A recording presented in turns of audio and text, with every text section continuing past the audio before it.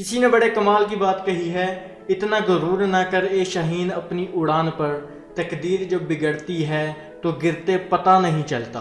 السلام علیکم فرینڈز، میں ہوں بلال ایک چھوٹی سی کہانی کے ساتھ۔ یہ کہانی ایک چیل کی ہے۔ ایک گدھ اور چیل کے درمیان بحث چھڑ گئی کہ دونوں میں سے کس کی نگاہ زیادہ تیز ہے۔ گدھ کہنے لگا کہ میری نگاہ زیادہ تیز ہے، جبکہ چیل کہنے لگی کہ میری نگاہ تجھ سے زیادہ تیز ہے۔ دونوں اپنے دعوے کا ثبوت فراہم کرنے کے لیے بلندی کی جانب اڑے۔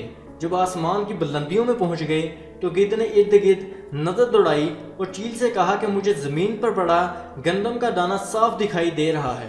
چیل نے گدھ سے کہا کہ چلو نیچے جا کر دیکھتے ہیں، اگر تمہاری بات درست ہوئی تو تم جیت گئے اور میں ہار گئی۔ پھر دونوں نے زمین کی طرف گوتا لگایا اور دیکھا کہ وہاں واقعی گندم کا دانہ موجود تھا، مگر اس دانے کی وہاں موجودگی بے سبب نہیں تھی۔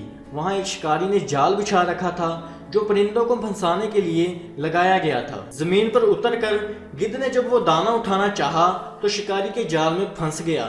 چیل نے کہا کہ افسوس، تجھے آسمان سے گندم کا دانہ تو نظر آ گیا مگر شکاری کا جال نظر نہ آیا۔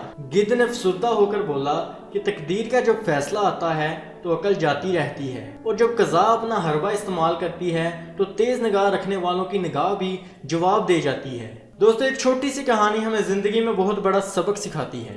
ہر کام تقدیر کے لکھے کے مطابق طے پاتا ہے، اور اللہ عز و جل نے جو اختیارات انسان کو دیے ہیں، اگر وہ اس کا استعمال صحیح کرتا ہے تو اس کے لیے باعث نجات ہوگا، اور اگر اس کا استعمال ناجائز کرتا ہے تو وہی اس کے لیے وبال ہوں گے۔